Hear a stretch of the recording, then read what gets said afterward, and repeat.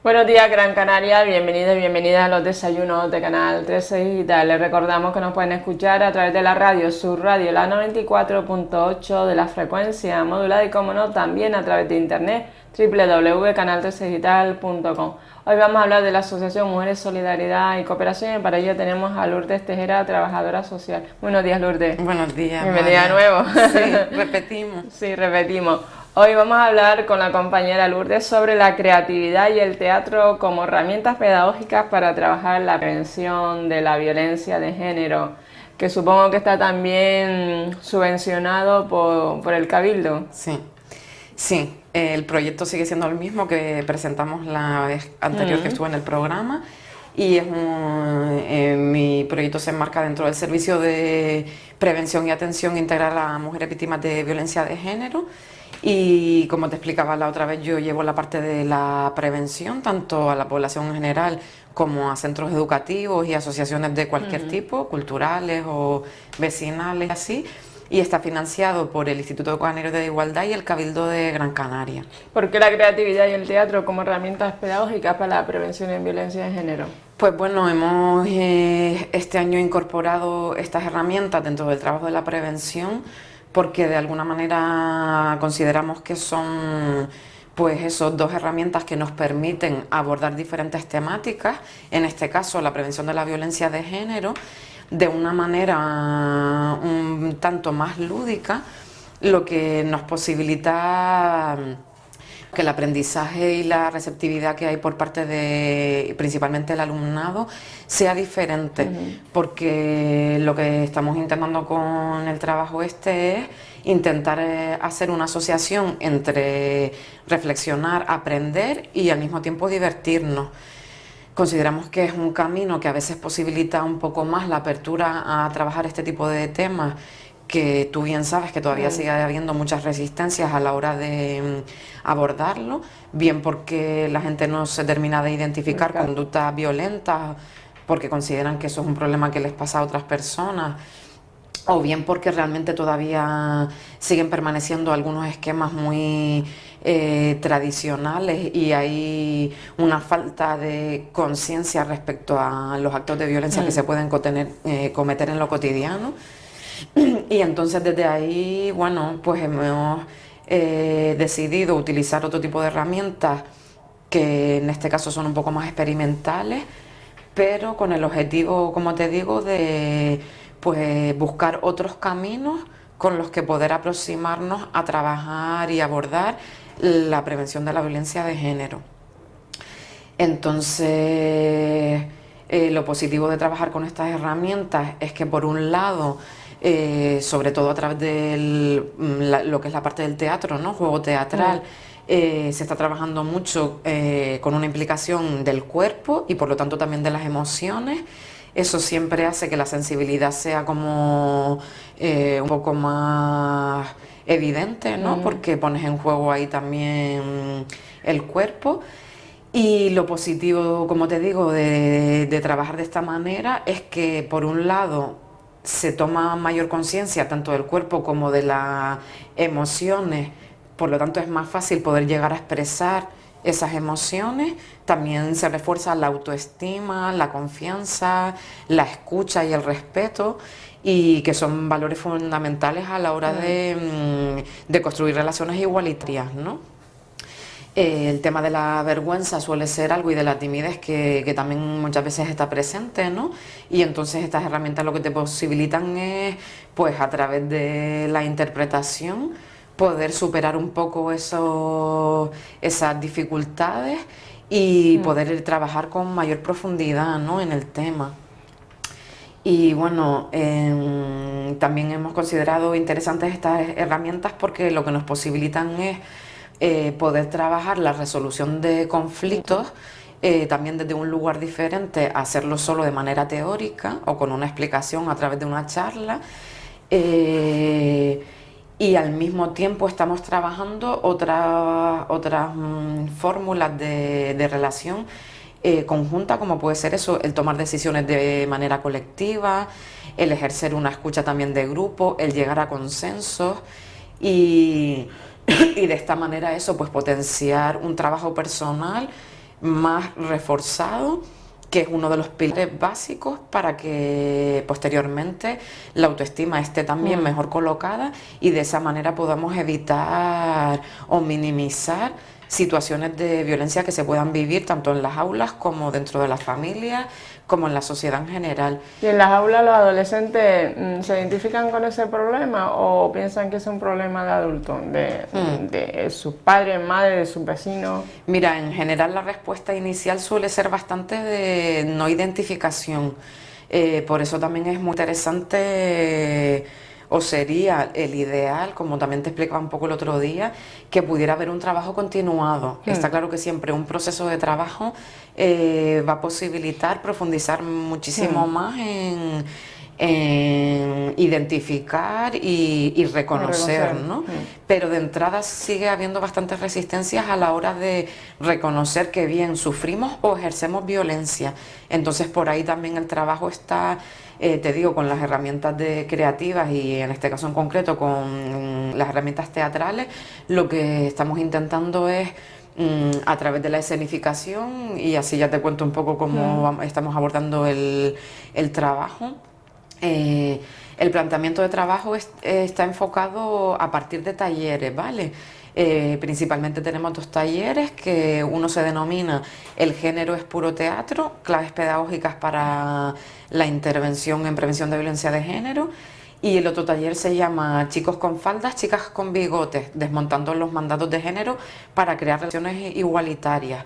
Entonces, en ambos talleres, un poco la base inicial de trabajo es a partir del cuerpo, diferentes dinámicas de expresión corporal, de desinhibición, de expresión de emociones, para luego ya pasar a un segundo momento en el que trabajamos a partir de unas situaciones dadas que yo les planteo, que suelen ser situaciones vinculadas con expresiones de violencia en diferentes ámbitos.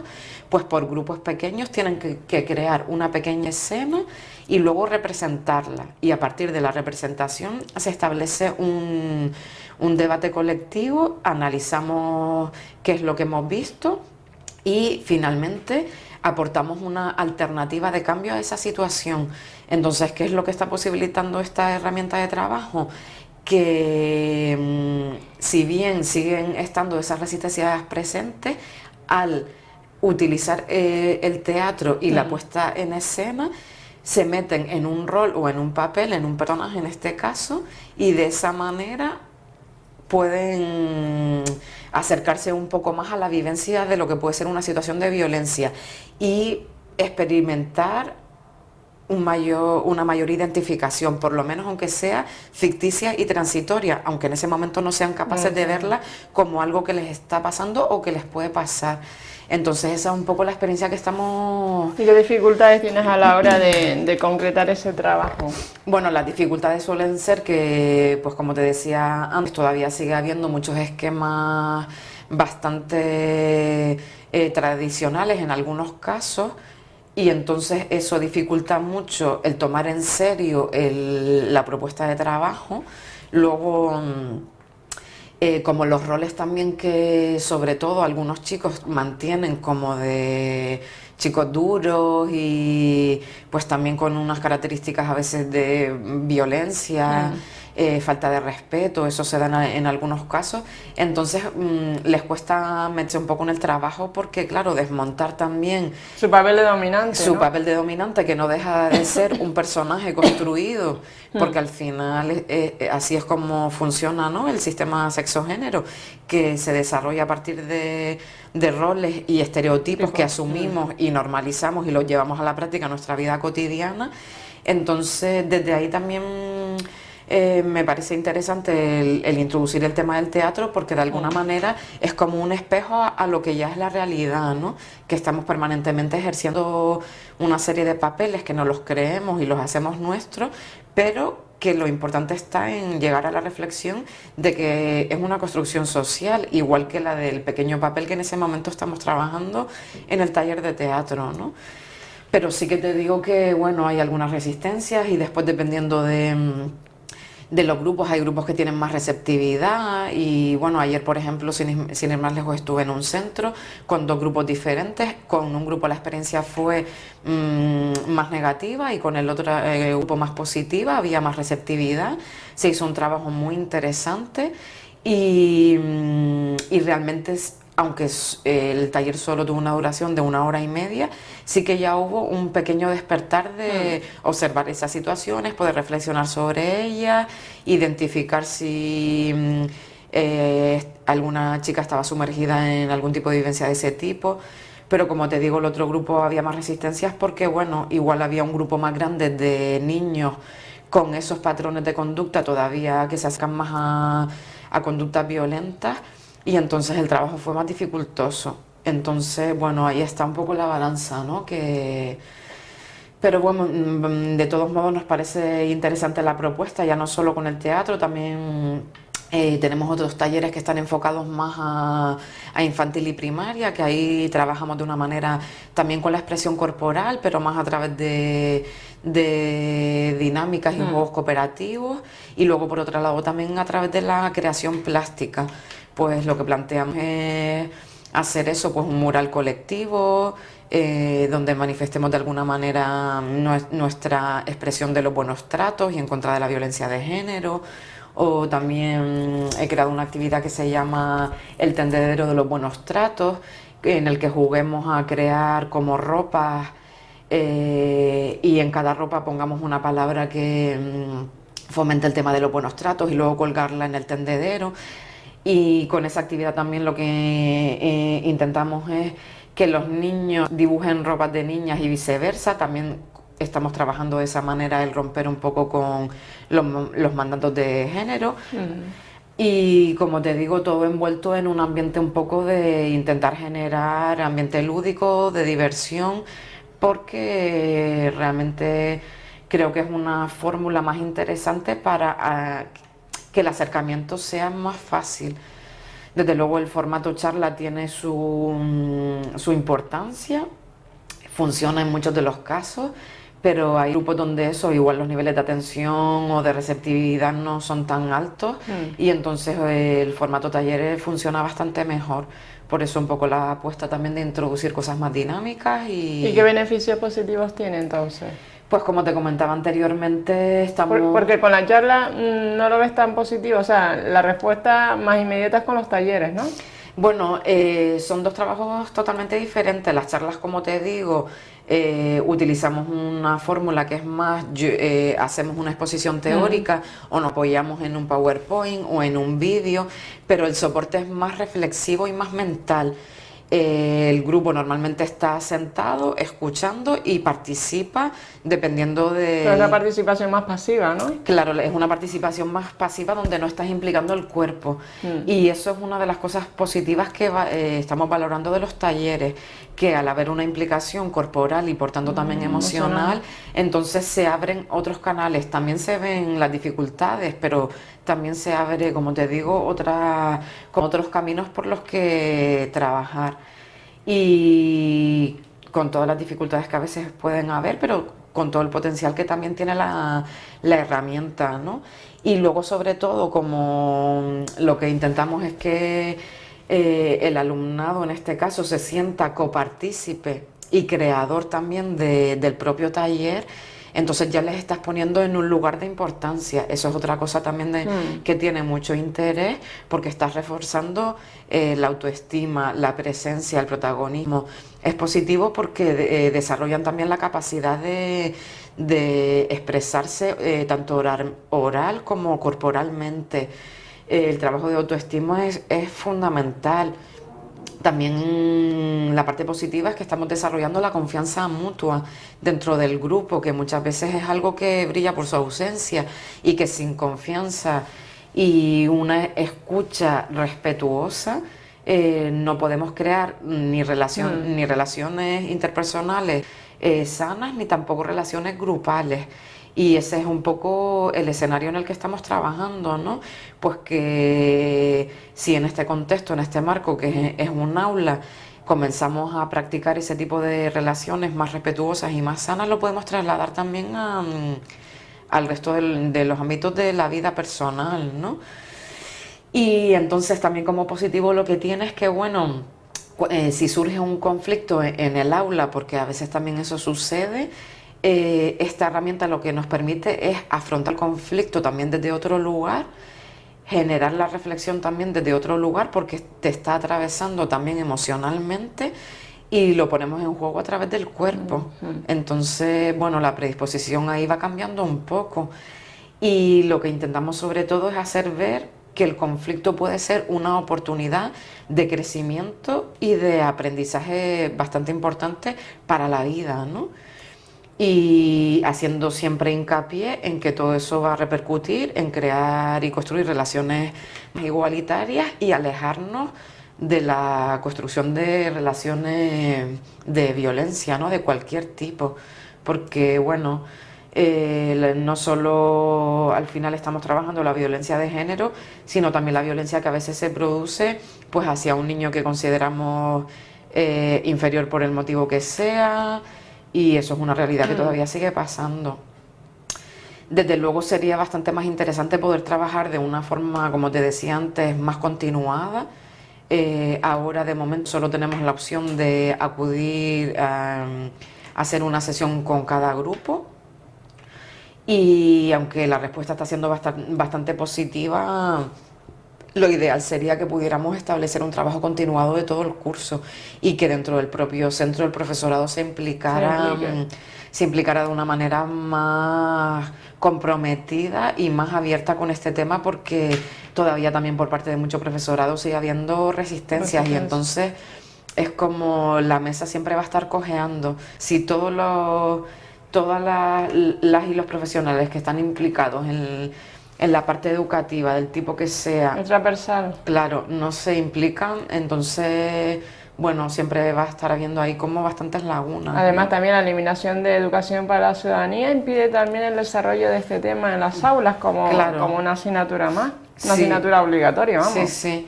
Ahora, bueno, lo que parece que está funcionando en los centros son comisiones, que hay una comisión que se llama de convivencia. En algunos centros educativos también la han denominado comisión de convivencia e igualdad, pero al final eso está como más supeditado a que haya una o varias personas en el centro que tengan mucha sensibilidad con el tema y que desde ahí lo introduzcan. Iniciativa también, claro, que no hay un protocolo definido que de alguna manera, como tú bien decías, establezca que hay que trabajar de manera transversal este tema, ¿no?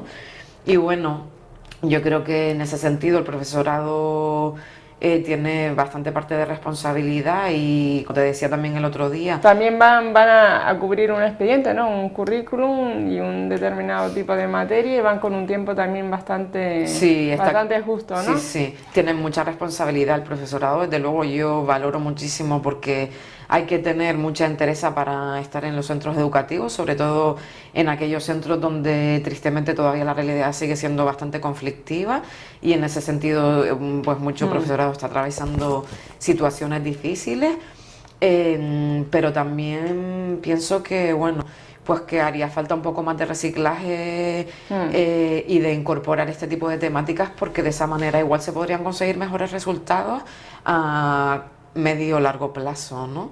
Y bueno, lo que nosotras estamos intentando ante todo es llevar el mensaje a las aulas de que es fundamental empezar a integrar una serie de valores básicos, como son eso, el respeto a la diversidad, el valorar en equidad tanto a chicos como a chicas, y sobre todo eso, intentar desvelar y que sean capaces de identificar situaciones de violencia que pueden vivir dentro del propio aula, en las relaciones entre iguales y luego en el contexto social y familiar en el que conviven, ¿no? Y te digo, nos resultaba interesante introducir un poco esta propuesta porque por cambiar también un poco de metodología y poder experimentar otras maneras de trabajar, ¿no? Y a ver si de esta manera conseguimos contribuir un poco a de verdad fomentar otro tipo de relaciones, ¿no? ¿Qué propuesta tiene en estos momentos la asociación?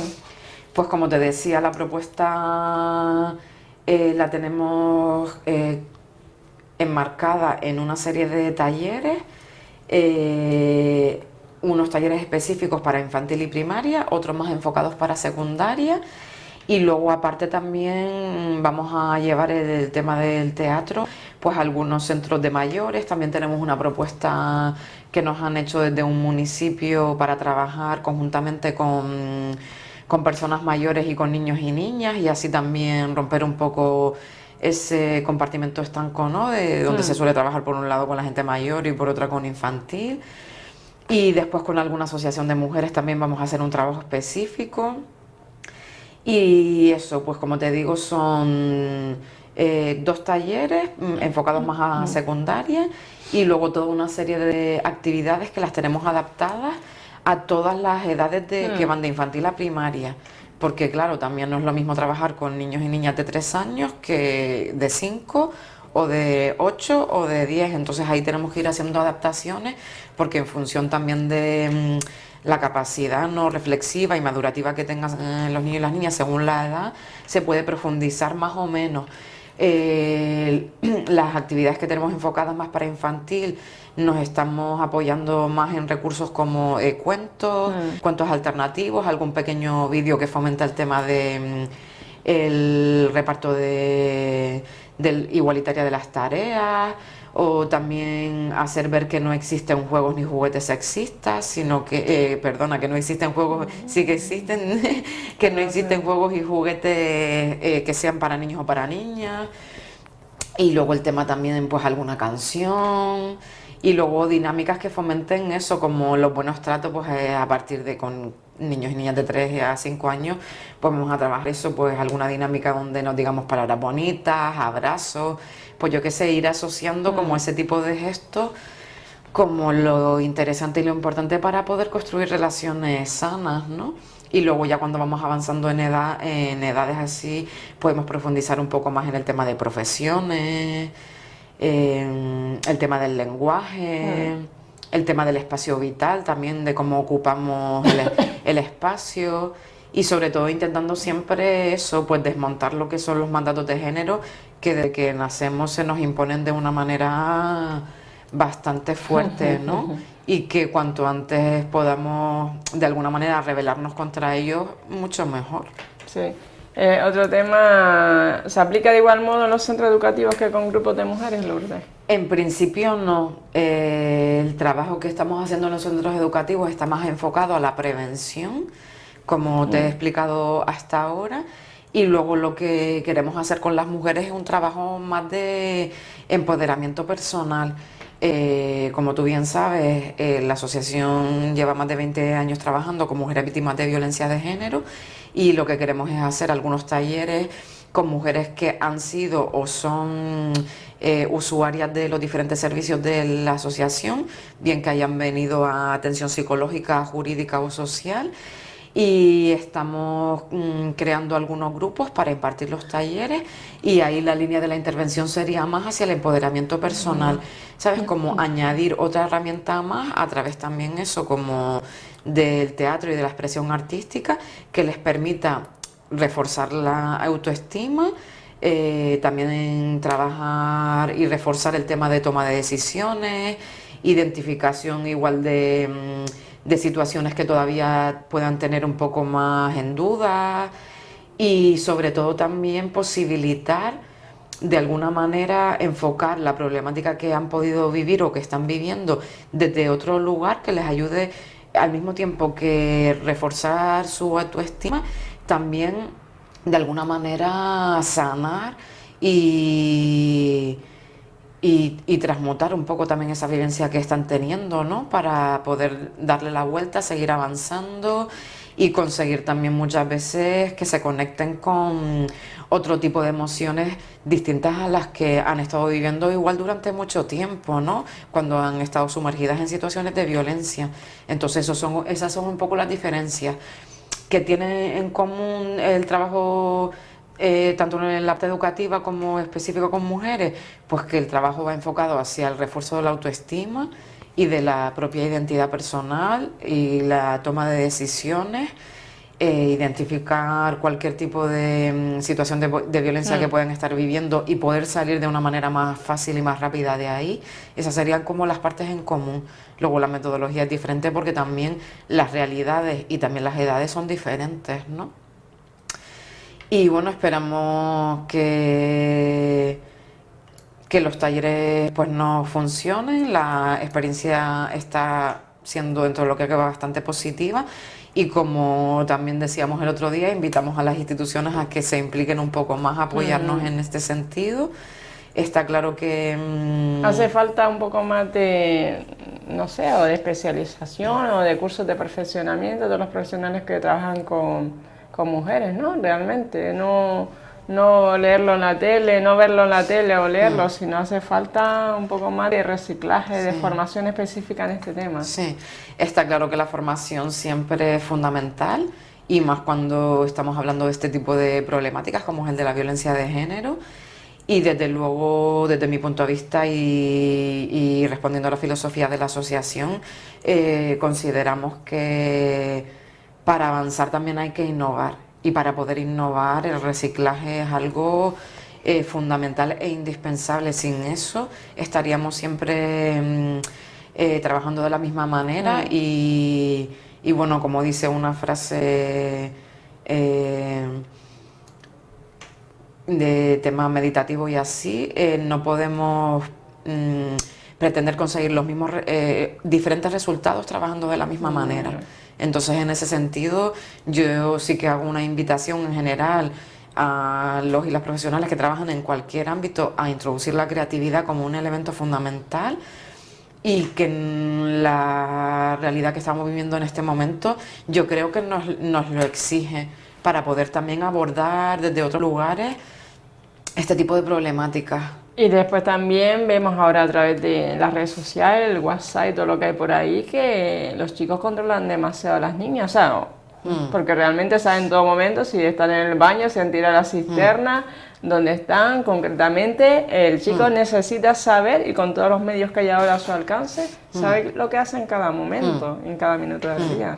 Sí, Marian, eso también lo comentábamos en la sesión anterior, que si bien es cierto que las redes sociales son una herramienta súper positiva porque están posibilitando también muchas cosas, también se han convertido en un nuevo escenario a través del que se desarrollan conductas de violencia, ¿no?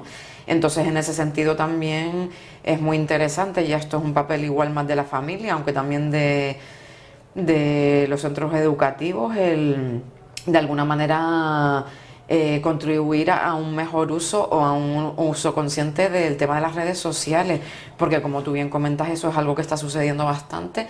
El control a veces es bastante mutuo, no solo de los chicos a las chicas, sino también al revés, que como les decía en un grupo, en un centro que estuve la semana pasada, lo triste es que consideremos que la igualdad sea que las mujeres imitemos las conductas de los hombres, porque eso desde luego no es para nada el objetivo de tener iguales derechos. Eso es imitar un rol que encima va en detrimento de nuestra autoestima y muchas veces de nuestra integridad como mujeres. Y en ese sentido es una invitación bastante fuerte a tomar conciencia sobre eso, porque puede ser algo que se vuelva en contra de las chicas. Es una advertencia que estamos haciendo bastante a través de las charlas y los talleres también que estamos haciendo, porque es una temática que sale. Y sí que es cierto que se están dando muchas situaciones donde mandamos una foto para ver si es verdad que está donde me estás diciendo. Y bueno, pues ahora yo no salgo para que tú no salgas, y así chantaje, ¿no? Claro, y entonces ya es una manera de aislamiento. Sabes que realmente no hay mucha conciencia, como te decía el otro día, son actos de microviolencia que son actos sutiles, cotidianos, que normalizamos y que los integramos como que forman parte de una relación de amor. Y entonces el trabajo está ahí. De posesión sería, sí, en todo sí, caso. En realidad son relaciones de poder, de dominación y control, de control y sí, posesión. sí. Pero que es todo un trabajo el llegar a hacer esa identificación. Entonces, bueno, por ahí estamos insistiendo bastante porque es una realidad que está ahí. ¿Y cuándo crees tú que ese adolescente se da cuenta de que está metida ahí en ese pozo del que ese novio, esa pareja le está controlando la ropa, sus amigas. Desde el momento a lo mejor con una amiga muy especial le dice, no te estás fijando, te estás fijando lo que está haciendo este. Por ejemplo, ese puede ser una manera que haya le hace despertar, claro, le hace quitarse la venda de los ojos. Que haya un toque de atención por parte de una amiga. Muchas veces son ellas mismas las que terminan dándose cuenta de esto no es normal, ¿no? Porque realmente, a ver, el que tú tengas una vivencia de que te estén controlando, realmente no genera una sensación positiva a nivel emocional y corporal. Igual al principio sí, porque está la idea errónea, que es uno de los mitos del amor romántico, que los celos forman parte es un ingrediente fundamental del amor, ¿no? Pero cuando ya se vuelve algo repetitivo y que te empieza a limitar, tú misma empiezas a tomar conciencia de que eso no está bien. Otra cosa es que luego tengas las herramientas para ponerle límites a eso o para salir de esa relación. Es una realidad que cada vez están acudiendo chicas más jóvenes a recibir asesoramiento a la asociación y como tú bien sabes, los últimos datos también nos muestran una realidad que más del 30% de los últimos casos de muerte por violencia de género es en mujeres de menos de 30 años y eso es algo que ya nos tiene que alarmar de una manera bastante fuerte, porque desde luego no es concebible, ¿no? Que esto Claro. que haya este retroceso que estamos viviendo. Y bueno, al final yo creo que, como te decía también el otro día, todo tiene mucho que ver también con los medios de comunicación. Claro, los medios de comunicación, la sociedad de consumo, los valores que, bueno, están un poco en el aire. Y después también las revistas estas del corazón y series que afirman o que demuestran, donde se ve el papel de la mujer como una mujer sumisa, el chico man, el salvador de la patria, el príncipe azul que va a llegar y realmente lo que llega es un sapo realmente. Porque ahí estamos. Sí, eso es uno de los mensajes que estamos también intentando transmitir, que es que no te cuenten cuentos, porque igual no quieres un sapo, o igual hay chicos que no quieren ser príncipes, o hay chicas que no le gustan los príncipes, y que realmente tengamos más capacidad crítica, porque en definitiva eso es lo que nos va a permitir ser más libres, construirnos como realmente queremos individualmente y a partir de ahí construir las relaciones que queremos que sean relaciones igualitarias y de respeto. Y además en los centros educativos siempre se ve a lo mejor el chico men, el chico dominante, que es el que domina al grupo, frente a los demás chicos que le siguen el juego a ese Tarzán, por decirlo de una manera. Sí, es una realidad que se refuerzan entre ellos y está claro que no es lo mismo trabajar con este chico individualmente que hacerlo con el grupo de iguales que se refuerzan entre ellos. Muchas veces hay chicos que realmente no se terminan de identificar del todo con ese rol, como dices tú, de macho men, pero que por miedo, por vergüenza, por la presión del mandato de género que también tienen ellos encima, terminan imitándole por no sentirse excluidos. Y entonces ese también es un trabajo súper importante que hay que hacer, y como bien digo, desde las aulas, porque al final es donde pasan la mayor parte de su tiempo, en el aula y luego fuera del aula, dentro de las familias y así. Pero en lo que respecta a los centros educativos, eso es algo que habría que trabajar bastante. Y el perfil de la mujer que se ve en las redes sociales, en el Facebook, todo como una mujer sumisa, una mujer coqueta, una mujer que enseña más de lo que debe enseñar. Realmente es así, se posicionan así, pero por eso, porque ven mucho a través de los medios de comunicación que quieren influirnos sobre el papel de la mujer hoy en día, de los adolescentes del siglo XXI, que está repitiendo unos roles que eran de sus abuelas o bisabuelas. Sí, aunque de manera bastante general los modelos se siguen manteniendo bastante como estás explicando tú, también es cierto que hay bastantes modelos alternativos, lo que pasa que igual esos no se están extendiendo tanto porque igual la repercusión no es la misma de un medio alternativo que de un medio convencional, ¿no? Entonces en ese sentido, pero bueno, yo te digo, la invitación a las chicas es a que se informen, que se acerquen a asociaciones como la nuestra. Y también depende de la cultura, ¿no crees? Que a lo mejor en países de América Latina, donde se ve un poquito el tema del cultivo del cuerpo de la mujer en países como Venezuela, que es un país donde es un país mayoritario en MICE. Ahí las niñas desde los 12 o 15 años he visto reportajes que ya las van preparando las madres, van a escuelas de belleza para ser Miss Universo o Miss Venezuela. Realmente compite mujer a mujer y ya se están viendo ese tipo de roles de una mujer que va a explotar su cuerpo desde un punto de vista, no sé, sexual e incluso como que no tiene otra parcela, o sea, no tiene otro puesto sino ese, el cultivar su cuerpo y ir a clínicas de estética donde le aumentan pechos a niños con 15 o 18 años. Y es algo normal. Más que normal, normalizado, yo eso sí lo matizaría, y lo que sí que te quería comentar es como eso también se está dando aquí, no es una realidad de Venezuela, aquí lo vivimos de otra manera. Está claro que cada cultura tiene como sus singularidades, pero lo que sí que no podemos olvidarnos es que el sistema patriarcal influye en todas las sociedades, entonces de diferentes maneras. No es lo mismo una cultura en África que en Estados Unidos o Venezuela que Rusia, pero en cada lugar se manifiesta de una manera diferente. Luego hay cosas, la mujer como objeto sexual, forma parte del sistema patriarcal. Otra cosa es que se manifiesta de diferente manera en cada lugar. Ahora, aquí también está habiendo, en los últimos años, un refuerzo súper potente a la transformación del cuerpo, al aumento de pecho.